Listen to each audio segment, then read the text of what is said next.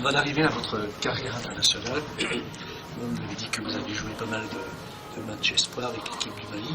Mais votre premier match en sélection nationale, c'est en octobre 2002 contre les Seychelles.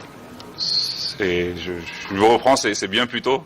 Encore bien plus tôt. Encore bien plus tôt. Ça doit être fin des années 2000, début 2001, j'avais fait tous les matchs amicaux avant la Coupe d'Afrique en janvier 2002, pour laquelle on était qualifié automatiquement vu qu'on l'organisait.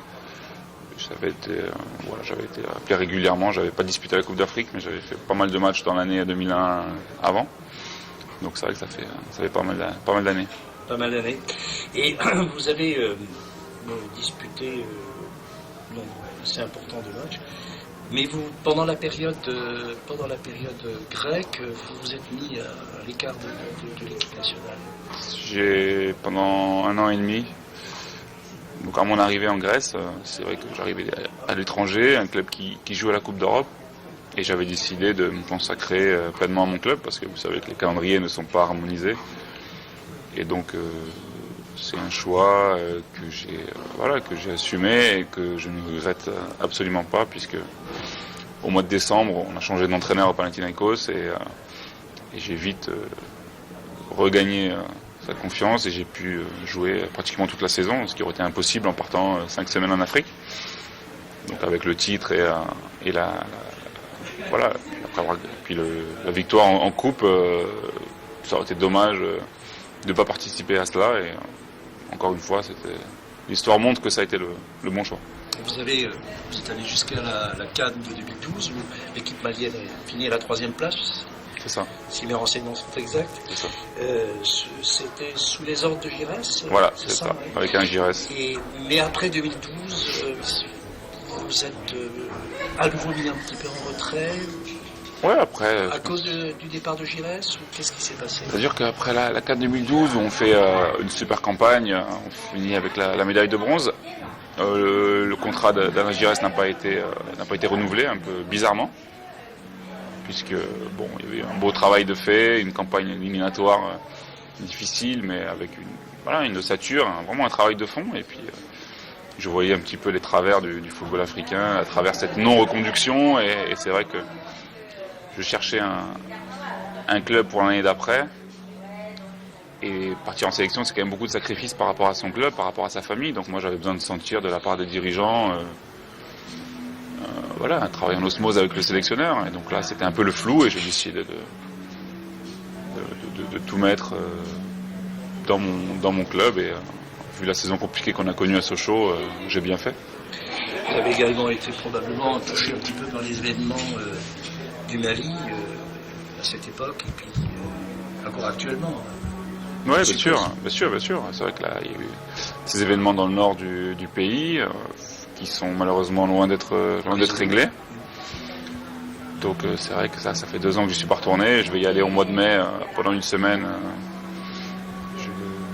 J'ai ma famille régulièrement au téléphone. Je sais ce qui se passe, je sais un peu l'état d'esprit des gens. Et donc ça fait toujours mal de voir son pays un petit peu comme ça, où il y a une philosophie, des traditions séculaires qui sont mises à mal par des personnes extérieures au pays qui revendiquent certaines choses. Donc c'est pas une période facile. Ça a coïncidé avec l'arrêt, pas définitif, mais l'arrêt de la sélection. Donc j'espère retrouver un Mali souverain et aussi heureux qu'il a pu l'être. Vous vous êtes investi au Mali puisque vous parrainez une association, Univers le Sport, c'est ça? Voilà, donc c'est une association. Vous en parlez un petit peu? Oui, c'est une association strasbourgeoise au départ qui s'occupe de réinsertion à travers le sport, en fait, pour schématiser. Donc il y a des opérations dans les quartiers défavorisés strasbourgeois, dont la Méno, dont je suis originaire. Et puis il y a eu des opérations au Mali avant que je parraine l'association, donc j'étais très sensible à ça, et donc depuis on collabore sur certains projets, notamment la création d'une école il y a 5 ans, et puis qui est en cours d'exploitation, qui se passe bien, avec des travaux sur le site qui vont être effectués encore cette année, et je pense que je serai de plus en plus actif encore plus actif quand j'arrêterai de jouer dans quelques temps. C'est une école qui fait qui a une double vocation, à la fois éducative et sportive.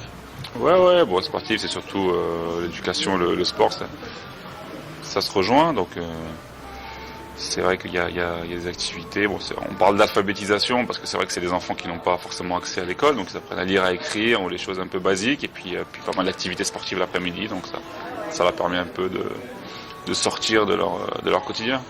Bien sûr. Vous êtes en fin de contrat à Sochaux. C'est ça. On se pose naturellement un petit peu la question de ce que vous allez faire. Vous avez des contacts. Bon, il est vraiment très très tôt. J'ai été en fin de contrat dans tous les clubs où j'ai joué. Voilà, c'est un fait, on le sait, on joue avec, j'ai toujours su le gérer, mais les situations ne se décantent pas avant le mois de mai, voire le mois de juin. Donc là, il est encore vraiment trop tôt pour envisager l'avenir, à moins que ça se fasse rapidement avec Sochaux. Évidemment, ce que j'espère, mais il y a une fin de saison à finir. Je suis revenu de blessure il n'y a pas trop longtemps et il va falloir que je regagne ma place, parce que quand vous êtes blessé, même quand vous jouiez très régulièrement, vous êtes blessé, voilà, d'autres joueurs prennent votre place. Donc il y a déjà une fin de saison à gérer, et puis on verra pour l'année prochaine. D'ailleurs, mais dans l'optique où on se place dans la situation la pire, Sochaux descend en deuxième division, vous seriez prêt à continuer l'aventure sociale? Bien sûr, moi j'ai déjà joué en Ligue 2, je sais très bien le bienfait que ça m'a procuré. On préfère toujours jouer au plus haut niveau, donc Sochaux en Ligue 1, c'est un autre monde. Tout le monde espère jouer à Sochaux l'année prochaine en Ligue 1, mais moi je suis redevable envers Sochaux, et une descente n'entendra en rien ma volonté de continuer avec le FC Sochaux. J'ai lu également que vous aviez l'ambition de reprendre des études, faire quelque chose dans cette voie, dans le droit ou quelque chose comme ça. En fait, il y a le centre de droit et d'économie du sport à Limoges qui dispense une formation pour devenir manager de club, en fait, et il y a un cursus qui s'occupe des anciens joueurs. Donc c'est ce que j'espère suivre à la rentrée 2015 si j'ai arrêté. Plus tard, si je continue. Donc c'est quelque chose d'intéressant, parce que ça permet un petit peu de parfaire ses connaissances du football et du management. C'est toujours intéressant. C'est dans ce domaine que vous envisagerez votre reconversion après le football. Ouais, il y a beaucoup d'intervenants intéressants, il y a beaucoup de stages dans des clubs, donc c'est pour avoir une vision un peu plus globale, et puis avoir d'autres connaissances tout simplement, quoi. Donc vous n'allez pas couper avec le sport, vous allez rester. Non, c'est sûr que si je fais cette formation, c'est parce que c'est un domaine que je connais et que je sais que je peux apporter une certaine expertise. Bien sûr. On ne va pas terminer quand même cet entretien sans parler un petit peu du Racing Club de Strasbourg, dont vous avez naturellement suivi c'est quand même toutes les péripéties. C'est quand même le club où vous avez joué le plus longtemps, globalement. C'est ça. Alors, vous avez des contrats que vous avez toujours respectés, mais c'est en volume de temps, c'est là où vous avez passé le plus de vos moments de footballeur. Comment vous avez ressenti tout ce qui se passe à Strasbourg? Est-ce que vous êtes éloigné de tout ça, ou est-ce que... Non, on ne se jamais vraiment éloigné des clubs où on a évolué, surtout aussi longtemps, et dans sa ville de naissance. Donc, c'est évidemment une tristesse par rapport aux gens qui aiment le club, qui l'ont connu en Ligue 1 pendant de nombreuses années, et qui l'ont vu dégringoler jusqu'en CFA2. Et moi j'étais loin, j'étais en Grèce à ce moment-là, mais c'est vrai que c'était assez incompréhensible. Et maintenant, je pense que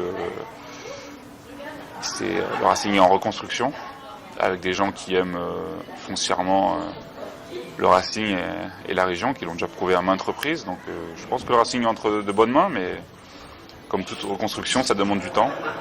Il faut poser les fondations, les bases sont posées, mais le sportif, c'est tellement aléatoire qu'il va falloir aussi de la chance, et j'espère qu'on en aura déjà pour le maintien national cette année, et pour envisager la Ligue 2 à très court terme.